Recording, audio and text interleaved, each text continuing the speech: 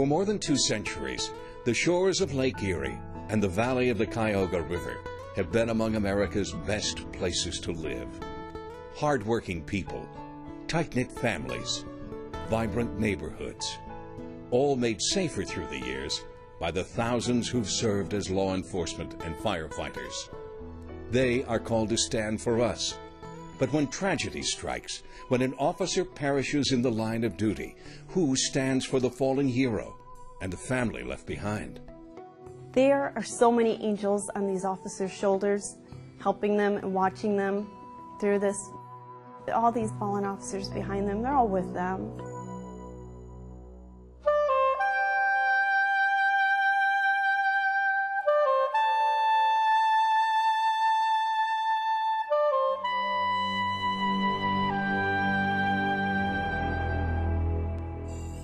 Every officer knows it's there. It walks every beat, haunts every stop, attends every fire. That split second when the routine becomes the tragic.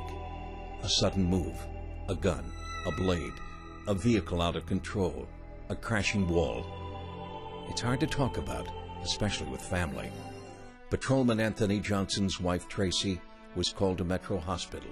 In that room sits my son is there, my mom is there, my father is there. And I just remember walking in that room and I looked at my mom. I said, "What's wrong with Tony?" And she looked me dead in my face. She said, "Tracy, he's been shot." And I broke down and I looked back up. I remember looking back up at my mom and I said, "Is he going to make it?" She looked me in my face. She said, "No." My fear was, here I am, a young mother with a son. How are we going to make it? Officer Wayne Leon was shot during a traffic stop. A deputy chief came to tell his wife, Grace.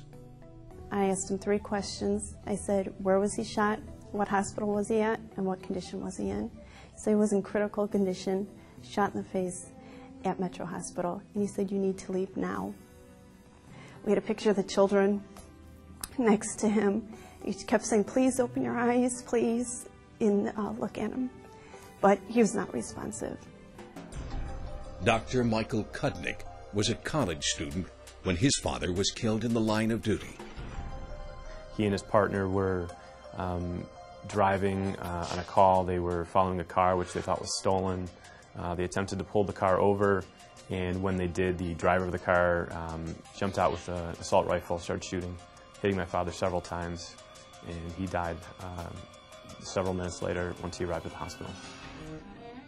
When an officer has fallen, where does the surviving family turn for help?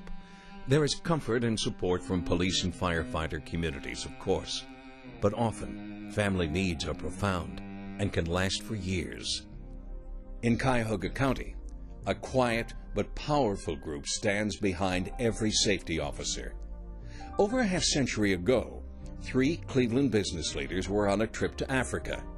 Gordon Stouffer, his brother Vernon, and Fred Crawford discussed the idea of a private organization that would assist the families of police officers, firemen, EMS, all first responders killed in the line of duty.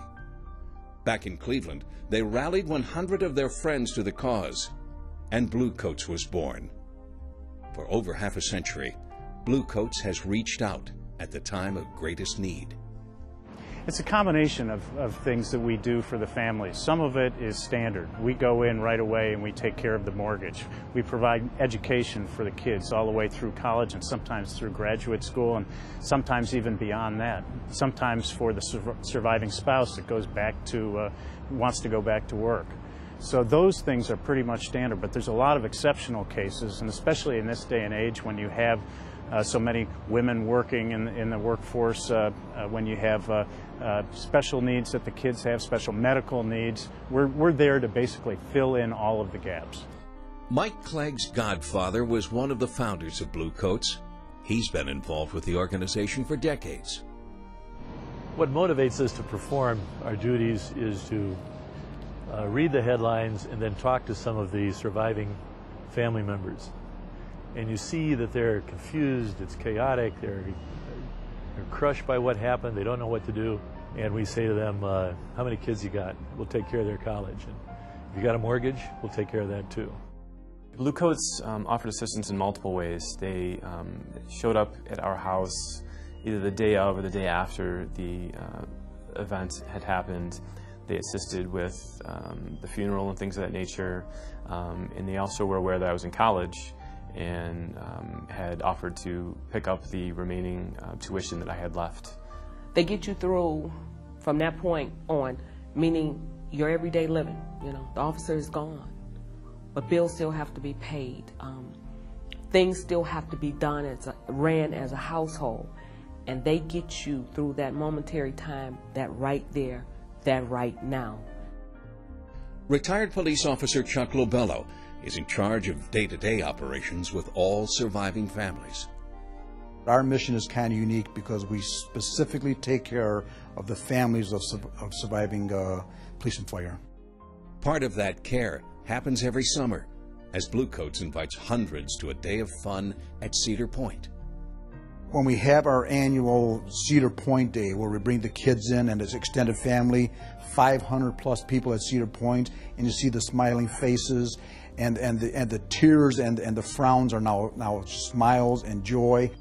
Cedar Point, the kids love it. I know for my family, it's a family event every year. Again, it's something that we look forward to every year. They know that it's a special day. They understand the reason why we're there and the special people that make this day happen. For more than a half-century, Bluecoats has provided this help without fanfare, without publicity, without drawing attention to what the organization does. It's always done quietly.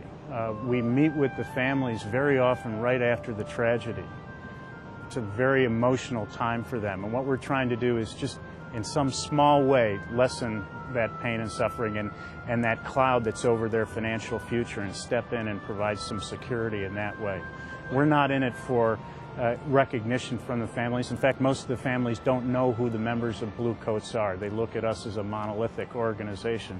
But each one of us knows in our heart that we're doing a good job for those families, and that's why we're in it.